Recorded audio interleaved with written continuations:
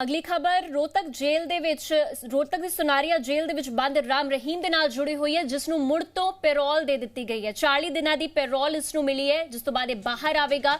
ਰਾਮ ਰਹੀਮ ਰੋਹਤਕ ਦੀ ਸੁਨਾਰੀਆ ਜੇਲ੍ਹ ਤੋਂ ਜਲਦੀ ਹੀ ਰਿਹਾ ਕੀਤਾ ਜਾਵੇਗਾ। ਸੁਨਾਰੀਆ ਜੇਲ੍ਹ ਤੋਂ ਸਿਰਸਾ ਦੇ ਡੇਰਾ ਸੱਚਾ ਸੌਦਾ ਦੇ ਲਈ ਰਵਾਨਾ ਹੋਵੇਗਾ। 8 ਸਾਲਾਂ ਦੇ ਵਿੱਚ 14ਵੀਂ ਵਾਰ ਜੇਲ੍ਹ ਤੋਂ ਇਹ ਬਾਹਰ ਹੋਵੇਗਾ।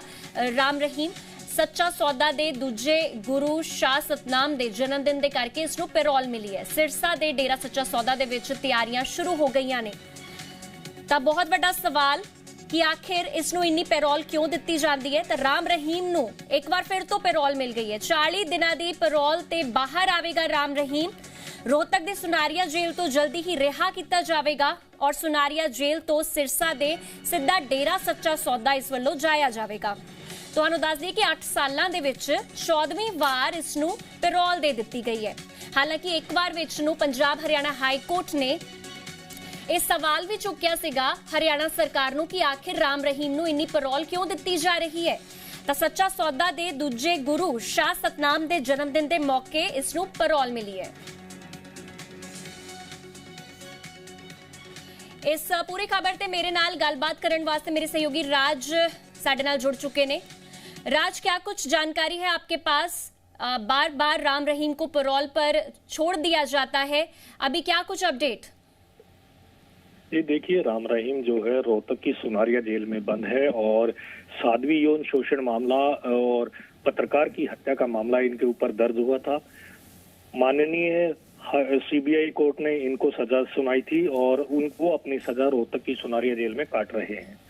तो सूत्रों के हवाले से बड़ी खबर है कि राम रहीम को 30 दिनों की पैरोल मिल सकती है। फिलहाल आधिकारिक तौर पर अभी कोई पत्र नहीं आया है, लेकिन प्रशासनिक सूत्रों का साफ तौर पर कहना है कि राम रहीम को पैरोल मिल जाएगी और डेरे में सभी तैयारियां पूरी कर ली गई हैं। तो राज, यहाँ पर बहुत बड़ा सवाल ये भी उठता है कि आखिर राम रहीम को बार बार पैरोल पर क्यों भेज दिया जाता है। बहुत संगीन इल्जाम इस पर लगे थे जो कि प्रूफ भी हो चुके हैं, गिल्टी प्रूवन है। तो ऐसे में अगर ये इस बार भी पैरोल पर बाहर आता है तो ये 14वीं बार होगा कि ये बाहर आ रहा है? जी बिल्कुल, जिस तरीके से बार बार पैरोल और फरलो राम रहीम को दी जा रही है, विपक्ष खासतौर पर हरियाणा का विपक्ष बार बार मुद्दा उठाता रहता है कि राम रहीम के ऊपर विशेष कृपा हरियाणा सरकार की बनी हुई है, बीजेपी सरकार की बनी हुई है और अन्य कैदियों पर इस तरीके से कोई सुविधा अन्य कैदियों को नहीं दी जाती। तो बार बार आरोप जो है वो विपक्ष की तरफ से लगाए जाते हैं, लेकिन बीजेपी सरकार का साफ तौर पर कहना है कि नियमों के तहत राम रहीम को पैरोल व फरलो दी जा रही है और किसी तरीके की फॉर्मेलिटी जो है, वीआईपी ट्रीटमेंट जो है राम रहीम को नहीं दिया जा रहा है। अब जो है राम रहीम को 30 दिनों की पैरोल मिलने की संभावना जताई जा रही है। सूत्रों के हवाले से ये बड़ी खबर है। सिरसा आश्रम की अगर बात कर ली जाए तो सिरसा आश्रम में सभी तैयारियां लगभग पूरी कर ली गई हैं। संगतों का आना शुरू हो गया है, तो कहीं ना कहीं इस तरफ इशारा कर रहा है कि राम रहीम को जल्द ही पैरोल मिलने वाली है। जी ठीक है राज, आप बने रहें इस खबर पर, आगे भी हम आपसे अपडेट लेते रहेंगे। ਤਾਂ ਵੱਡੀ ਖਬਰ ਅਸੀਂ ਰਾਮ ਰਹੀਮ ਦੇ ਨਾਲ ਜੁੜੀ ਹੋਈ ਤੁਹਾਨੂੰ ਦਿਖਾ ਰਹੇ ਹਾਂ, ਜਿਸ ਨੂੰ ਇੱਕ ਵਾਰ ਫਿਰ ਤੋਂ ਹੋ ਸਕਦਾ ਹੈ ਪੈਰੋਲ ਮਿਲ ਜਾਵੇ। ਸੂਤਰਾਂ ਦੇ ਹਵਾਲੇ ਤੋਂ ਇਹ ਖਬਰ ਸਾਹਮਣੇ ਆ ਰਹੀ ਹੈ, ਹੋ ਸਕਦਾ ਹੈ 30 ਤੋਂ 40 ਦਿਨਾਂ ਦੀ ਪੈਰੋਲ ਤੇ ਬਾਹਰ ਆਵੇ। ਰੋਹਤਕ ਦੀ ਸੁਨਾਰੀਆ ਜੇਲ੍ਹ ਦੇ ਵਿੱਚ ਇਸ ਵੇਲੇ ਬੰਦ ਹੈ ਔਰ ਦੱਸਿਆ ਜਾ ਰਿਹਾ ਹੈ ਕਿ ਇਹ 14ਵੀਂ ਵਾਰ ਹੋਵੇਗਾ ਕਿ ਇਹ ਬਾਹਰ ਆਵੇਗਾ।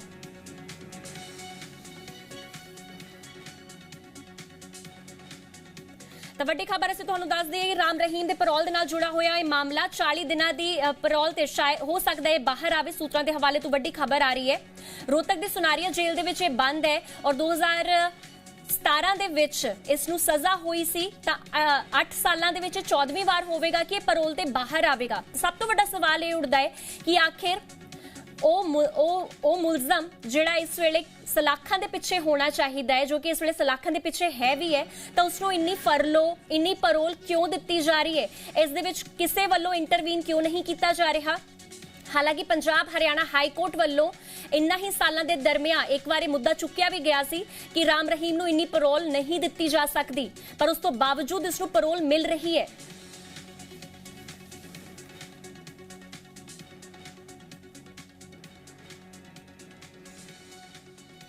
ਵੱਡੀ ਖਬਰ ਰਾਮ ਰਹੀਮ ਦੇ ਨਾਲ ਜੁੜੀ ਹੋਈ ਦੱਸ ਰਹੀ ਹੈ, ਜੋ ਕਿ ਇਸ ਵੇਲੇ ਰੋਹਤਕ ਦੀ ਸੁਨਾਰਿਆ ਜੇਲ੍ਹ ਦੇ ਵਿੱਚ ਬੰਦ ਹੈ ਔਰ ਹੋ ਸਕਦਾ ਹੈ ਕਿ ਉਸ ਨੂੰ ਪੈਰੋਲ ਤੇ ਬਾਹਰ ਛੱਡਿਆ ਜਾਵੇ ਔਰ 14ਵੀਂ ਵਾਰ ਹੋਵੇਗਾ 8 ਸਾਲਾਂ ਦੇ ਵਿੱਚ ਕਿ ਇਸ ਨੂੰ ਬਾਹਰ ਛੱਡਿਆ ਜਾਵੇਗਾ। ਤਾਂ ਬਹੁਤ ਵੱਡਾ ਸਵਾਲ।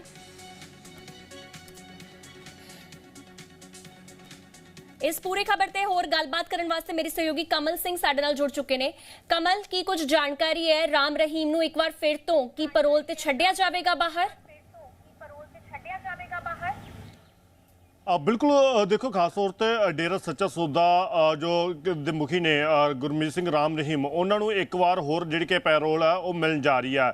40 ਦਿਨ ਦੀ ਪੈਰੋਲ ਤੇ ਜਿਹੜੇ ਕੀ ਕਹਿ ਸਕਦੇ ਰਾਮ ਰਹੀਮ ਨੇ ਬਾਹਰ ਆਉਣਗੇ ਕੁਝ ਸਮੇਂ ਦੇ ਵਿੱਚ, ਜੋ ਸੁਨਾਰੀਆ ਜੇਲ੍ਹ ਤੋਂ ਉਹ ਬਾਹਰ ਆਉਣਗੇ ਅਤੇ ਇਹ ਜੋ ਸਿਰਸਾ ਦੇ ਵਿੱਚ ਡੇਰਾ ਉੱਥੇ ਉਹਨਾਂ ਨੂੰ ਲੈ ਕੇ ਤਿਆਰੀਆਂ ਜਿਹੜੀਆਂ ਸ਼ੁਰੂ ਹੋ ਚੁੱਕੀਆਂ ਨੇ, ਕਿਉਂਕਿ 25 ਤਰੀਕ ਨੂੰ ਉੱਥੇ ਇੱਕ ਮੁੱਖ ਸਮਾਗਮ ਹੈ, ਜਿਸ ਸਮਾਗਮ ਦੇ ਤਹਿਤ ਜਿਹੜੀ ਗੁਰਮੀਤ ਰਾਮ ਰਹੀਮ ਹੋਰਾਂ ਨੂੰ ਪੈਰੋਲ ਮਿਲੀ ਹੈ। ਹੁਣ ਇਸ ਪੈਰੋਲ ਨੂੰ ਦੇਖਿਆ ਜਾਵੇ ਕਿਉਂਕਿ ਪਿਛਲੇ 8 ਸਾਲ ਦੇ ਵਿੱਚ 14 ਵਾਰ ਜਿਹੜੀ ਕਿ ਗੁਰਮੀਤ ਰਾਮ ਰਹੀਮ ਨੂੰ ਜੋ ਪੈਰੋਲ ਆ ਉਹ ਮਿਲ ਚੁੱਕੀ ਆ। ਪਰ ਇਸੇ ਚੀਜ਼ ਨੂੰ ਲੈ ਕੇ ਦੇਖੋ, ਕਿਉਂਕਿ ਜਿੱਥੇ ਜੋ ਇਹ ਪੈਰੋਲ ਦਿੱਤੀ ਜਾਂਦੀ ਹੈ, ਜਦੋਂ ਕਹਿ ਸਕਦੇ ਰਾਮ ਰਹੀਮ ਨੇ ਜੇਲ੍ਹ ਦੇ ਵਿੱਚੋਂ ਬਾਹਰ ਆਉਂਦੇ ਨੇ, ਤਾਂ ਉਸ ਸਮੇਂ ਲਗਾਤਾਰ ਕਹਿ ਸਕਦੇ ਸਵਾਲ ਨੇ ਜਿਹੜੇ ਇਸ ਪੈਰੋਲ ਨੂੰ ਲੈ ਕੇ ਖੜੇ ਹੁੰਦੇ ਨੇ, ਕਿਉਂਕਿ ਇਸ ਤੋਂ ਪਹਿਲਾਂ ਸ਼੍ਰੋਮਣੀ ਗੁਰਦੁਆਰਾ ਪ੍ਰਬੰਧਕ ਕਮੇਟੀ ਵੱਲੋਂ ਵੀ ਬਹੁਤ ਵਾਰ ਜਿਹੜੇ ਸਵਾਲ ਨੇ ਇਸ ਤਰੀਕੇ ਦੇ ਖੜੇ ਕੀਤੇ ਗਏ ਨੇ ਕਿ ਜਿਹੜਾ ਵਿਅਕਤੀ ਸਜ਼ਾ ਭੁਗਤ ਰਿਹਾ ਉਸ ਨੂੰ ਪੈਰੋਲ ਮਿਲਣੀ ਠੀਕ ਹੈ। ਪਰ ਪਿਛਲੇ ਇੱਕ ਤੁਸੀਂ ਕਾਰਜਕਾਲ ਦੇਖੋਗੇ, ਪਿਛਲਾ ਇੱਕ 8 ਸਾਲ ਦਾ ਸਮਾਂ ਦੇਖੋਗੇ, 8 ਸਾਲ ਦੇ ਸਮੇਂ ਦੇ ਦਰਮਿਆਨ ਲਗਾਤਾਰ ਕਹਿ ਸਕਦੇ ਸਾਲ ਦੇ ਵਿੱਚ ਤੁਸੀਂ ਲਾ ਸਕਦੇ ਹੋ ਅੰਦਾਜ਼ਾ ਕਿ ਕਈ ਵਾਰੀ ਸਾਲ ਦੇ ਵਿੱਚ 2 ਵਾਰੀ ਵੀ ਜਿਹੜੀ ਕਿ ਪੈਰੋਲ ਆ ਉਹ ਮਿਲੀ ਆ। ਤਾਂ ਉਸ ਨੂੰ ਲੈ ਕੇ ਬਹੁਤ ਸਾਰੇ ਸਵਾਲ ਨੇ ਜਿਹੜੇ ਉਹ ਖੜੇ ਹੋਣੇ ਸ਼ੁਰੂ ਹੋ ਜਾਂਦੇ ਨੇ। ਹੁਣ 2026 ਦੇ ਵਿੱਚ ਜਿਹੜੀ ਕਿ ਇਹ ਕਹਿ ਸਕਦੇ ਪਹਿਲੀ ਪੈਰੋਲ ਹੋਏਗੀ ਜਿਸ ਦੇ ਤਹਿਤ ਗੁਰਮੀਤ ਰਾਮ ਰਹੀਮ ਬਾਹਰ ਆ ਰਹੇ ਨੇ। ਪਰ ਇਸ ਤੋਂ ਪਹਿਲਾਂ ਤਕਰੀਬਨ 13 ਵਾਰ ਗੁਰਮੀਤ ਰਾਮ ਰਹੀਮ ਨੇ ਜਿਹੜੇ ਪੈਰੋਲ ਤੇ ਜਿਹੜੇ ਕਹਿ ਸਕਦੇ ਬਾਹਰ ਆ ਚੁੱਕੇ ਨੇ ਅਤੇ ਇਸ ਤੋਂ ਪਹਿਲਾਂ ਜਦੋਂ ਪੈਰੋਲ ਮਿਲਦੀ ਸੀਗੀ ਉਸ ਸਮੇਂ ਕੁਝ ਹਦਾਇਤਾਂ ਅਜਿਹੀਆਂ ਵੀ ਲਾਗੂ ਕੀਤੀਆਂ ਜਾਂਦੀਆਂ ਸੀਗੀਆਂ ਕਿ ਗੁਰਮੀਤ ਰਾਮ ਰਹੀਮ ਜਿਹੜੇ ਕਹਿ ਸਕਦੇ ਹੋ ਉਹ ਡੇਰਾ ਸਿਰਸਾ ਦੇ ਵਿੱਚ ਨਹੀਂ ਜਾਣਗੇ, ਜਾਂ ਕਹਿ ਸਕਦੇ ਆ ਕੁਝ ਜਿਹੜੀਆਂ ਬੰਦਸ਼ਾਂ ਨੇ ਉਹ ਲਗਾਈਆਂ ਜਾਂਦੀਆਂ ਸੀਗੀਆਂ। ਪਰ ਇਸ ਸਮੇਂ ਜੋ ਜਾਣਕਾਰੀ ਸਾਡੇ ਕੋਲ ਆ ਰਹੀ ਹੈ ਕਿ ਇਸ ਵਾਰ ਜੋ ਗੁਰਮੀਤ ਰਾਮ ਰਹੀਮ ਨੇ ਉਹ ਡੇਰਾ ਸਿਰਸਾ ਵਿਖੇ ਜਾਣਗੇ, ਇਹ ਉੱਥੇ ਜੋ ਸਮਾਗਮ ਉਸ ਦੇ ਵਿੱਚ ਸ਼ਮੂਲੀਅਤ ਕਰਨਗੇ, ਤਾਂ ਕਿਤੇ ਨਾ ਕਿਤੇ ਕਹਿ ਸਕਦੇ ਉਸ ਨੂੰ ਲੈ ਕੇ ਤਿਆਰੀਆਂ ਸ਼ੁਰੂ ਹੋ ਚੁੱਕੀਆਂ ਨੇ। ਪਰ ਜਦੋਂ ਵੀ ਕਹਿ ਸਕਦੇ ਆਗੂ ਨੂੰ, ਰਾਜਨੀਤਿਕ ਆਗੂ ਨੂੰ ਇਸ ਬਾਬਤ ਸਵਾਲ ਕੀਤਾ ਜਾਂਦਾ ਤਾਂ ਉਹ ਇਸ ਚੀਜ਼ ਨੂੰ ਉਹ ਕਹਿ ਸਕਦੇ ਪੂਰੇ ਕਾਨੂੰਨੀ ਤੌਰ ਤੇ ਦੱਸਦੇ ਨੇ ਕਿ ਕਾਨੂੰਨੀ ਤੌਰ ਤੇ ਜੋ ਵੀ ਪਰਮਿਸ਼ਨ ਮਿਲੀ ਹੈ ਉਹ ਕਾਨੂੰਨੀ ਤੌਰ ਤੇ ਮਿਲੀ ਹੈ। ਪਰ ਇਸ ਪਰਮਿਸ਼ਨ ਤੇ ਕਿਤੇ ਨਾ ਕਿਤੇ ਸ਼੍ਰੋਮਣੀ ਗੁਰਦੁਆਰਾ ਪ੍ਰਬੰਧਕ ਕਮੇਟੀ ਕਹਿ ਸਕਦੇ ਸਵਾਲ ਖੜੇ ਕਰਦੀ ਰਹਿੰਦੀ ਹੈ। ਪਹਿਲਾਂ ਵੀ ਸਵਾਲ ਖੜੇ ਹੋਏ ਨੇ ਅਤੇ ਵਾਜਬ ਹੈ ਕਿ ਅੱਜ ਵੀ ਜਦੋਂ ਕਹਿ ਸਕਦੇ ਆ ਗੁਰਮੀਤ ਸਿੰਘ ਰਾਮ ਰਹੀਮ ਨੂੰ ਪੈਰੋਲ ਮਿਲਣ ਜਾ ਰਹੀ ਹੈ, ਉਸ ਤੋਂ ਬਾਅਦ ਵੀ ਸ਼੍ਰੋਮਣੀ ਗੁਰਦੁਆਰਾ ਪ੍ਰਬੰਧਕ ਕਮੇਟੀ ਦੇ ਸਵਾਲ ਨੇ ਉਹ ਖੜੇ ਹੋਣਗੇ ਜੀ। ਪਰ ਇਸ ਦੇ ਵਿੱਚ ਸਭ ਤੋਂ ਵੱਡਾ ਸਵਾਲ ਤਾਂ ਇਹ ਵੀ ਉੱਠਦਾ ਹੈ ਕਿ ਇੰਨੇ ਜ਼ਿਆਦਾ ਕੇਸ ਜਿਹੜੇ ਹੈ ਬਹੁਤ ਸੀਰੀਅਸ ਉਸ ਦੇ ਉੱਤੇ ਕੇਸ ਜਿਹੜੇ ਚੱਲਦੇ ਆਏ, ਭਾਵੇਂ ਯੌਨ ਸ਼ੋਸ਼ਣ ਦਾ ਮਾਮਲਾ ਹੋਵੇ, ਤਾਂ ਉਸ ਦੌਰਾਨ ਜਿਹੜੇ ਬਾਕੀ ਵਿਰੋਧੀ ਧਿਰ ਨੇ ਉਹਨਾਂ ਵੱਲੋਂ ਵੀ ਲਗਾਤਾਰ ਇਸ ਦਾ ਵਿਰੋਧ ਕੀਤਾ ਜਾ ਰਿਹਾ ਹੈ। ਤਾਂ ਆਖਿਰ ਸਰਕਾਰ ਦੇ ਨੋਟਿਸ ਦੇ ਵਿੱਚ ਇਹ ਗੱਲ ਕਿਉਂ ਨਹੀਂ ਆ ਰਹੀ? ਦੇਖੋ, ਖਾਸ ਤੌਰ ਤੇ ਇਸ ਪੂਰੇ ਮਾਮਲੇ ਦੇ ਵਿੱਚ ਦੇਖਿਆ ਜਾਵੇ, ਕਿਉਂਕਿ ਚਾਹੇ ਅਸੀਂ ਰਾਜਨੀਤਿਕ ਧਿਰਾਂ ਦੀ ਗੱਲ ਕੀਤੀ ਜਾਵੇ, ਚਾਹੇ ਕਿਉਂਕਿ ਦੇਖੋ ਹਰਿਆਣਾ ਪੰਜਾਬ ਦਾ ਇੱਕ ਛੋਟਾ ਭਰਾ ਅਤੇ ਵੱਡੇ ਭਰਾ ਦੇ ਇਲਾਕੇ ਦੇ ਵਿੱਚ ਘਰ ਦੇ ਵਿੱਚ ਜੋ ਸਿਆਸਤਦਾਨ ਨੇ ਉਹ ਲਗਾਤਾਰ ਉਹ ਵੀ ਇਸ ਚੀਜ਼ ਨੂੰ ਲੈ ਕੇ ਸਵਾਲ ਖੜੇ ਕਰਦੇ ਨੇ ਕਿ ਜਿਸ ਵਿਅਕਤੀ ਦੇ ਉੱਪਰ ਇੰਨੇ ਸੀਰੀਅਸ ਇਲਜ਼ਾਮਾਂ ਦੇ ਤਹਿਤ ਉਸ ਤੇ ਸਜ਼ਾ ਮਿਲੀ ਹੋਵੇ, ਉਹ ਆਪਣੀ ਸਜ਼ਾ ਜੇਲ੍ਹ ਦੇ ਵਿੱਚ ਕੱਟ ਰਿਹਾ ਹੋਵੇ, ਉਸ ਨੂੰ ਵਾਰ-ਵਾਰ ਪੈਰੋਲ ਮਿਲਣਾ, ਜਾਂ ਤੁਸੀਂ ਇੱਕ ਤਰੀਕੇ ਦੇ ਸ਼ਬਦਾਂ ਦੇ ਵਿੱਚ ਦੇਖੋ ਕਿ ਸਾਲ ਦੇ ਵਿੱਚ ਲਗਭਗ 2 ਵਾਰ ਛੁੱਟੀ ਮਿਲਣਾ, ਉਹ ਕਹਿ ਸਕਦੇ ਬਹੁਤ ਇੱਕ ਚੀਜ਼ ਦਾ ਜਿਹੜੇ ਸਵਾਲ ਨੇ ਉਹ ਸਿਸਟਮ ਤੇ ਖੜੇ ਹੁੰਦੇ ਨੇ ਕਿ ਜਿਸ ਸਿਸਟਮ ਨੇ ਕਹਿ ਸਕਦੇ ਆ ਇਹ ਸਜ਼ਾ ਦਿੱਤੀ, ਕਿਉਂਕਿ ਦੇਖੋ ਸਿਸਟਮ ਨੇ ਸਜ਼ਾ ਦਿੱਤੀ, ਪਰ ਜਦੋਂ ਕਹਿ ਸਕਦੇ ਇਸ ਤਰੀਕੇ ਦੀ ਪੈਰੋਲ ਦਾ ਵਿਰੋਧ ਕੀਤਾ ਜਾਂਦਾ, ਜਦੋਂ ਕਹਿ ਸਕਦੇ ਇਸ ਤਰੀਕੇ ਦੀ ਚੀਜ਼ ਦਾ ਵਿਰੋਧ ਹੁੰਦਾ ਕਿ ਜਿਹੜਾ ਬੰਦਾ ਇੰਨੇ ਸੀਰੀਅਸ ਐਲੀਗੇਸ਼ਨਾਂ ਦੇ ਤਹਿਤ ਜਾਂ ਜਿਹੜੇ ਇਲਜ਼ਾਮ ਤੈਅ ਹੋਏ ਸੀਗੇ ਉਸ ਦੇ ਉੱਪਰ ਉਹ ਸਜ਼ਾ ਭੁਗਤ ਰਿਹਾ ਹੋਵੇ, ਤਾਂ ਉਸ ਦੀ ਸਜ਼ਾ ਪੂਰੀ ਹੋਣੀ ਚਾਹੀਦੀ ਹੈ, ਜਦਕਿ ਉਹ ਸਜ਼ਾ ਕੱਟਣੀ ਚਾਹੀਦੀ ਹੈ। ਪਰ ਜਦਕਿ ਉਸ ਦੇ ਉਲਟ ਉਸ ਨੂੰ ਸਮੇਂ-ਸਮੇਂ ਤੇ ਜਾਨੀ ਕਿ ਪੈਰੋਲ ਮਿਲ ਜਾਂਦੀ ਹੈ, ਜਿਸ ਦਾ ਕਹਿ ਸਕਦੇ ਤੁਹਾਡੇ ਸ਼ਬਦਾਂ ਦੇ ਵਿੱਚ ਜਿਹੜੇ ਸਿਆਸਤਦਾਨ ਨੇ ਉਹ ਵਿਰੋਧ ਕਰਦੇ ਹੋਏ ਨਜ਼ਰ ਆਉਂਦੇ ਨੇ। ਪਰ ਹਰਿਆਣਾ ਦੇ ਵਿੱਚ ਦੇਖਿਆ ਜਾਵੇ, ਹਰਿਆਣਾ ਦੇ ਵਿੱਚ ਠੀਕ ਹੈ ਕਮਲ, ਤੁਸੀਂ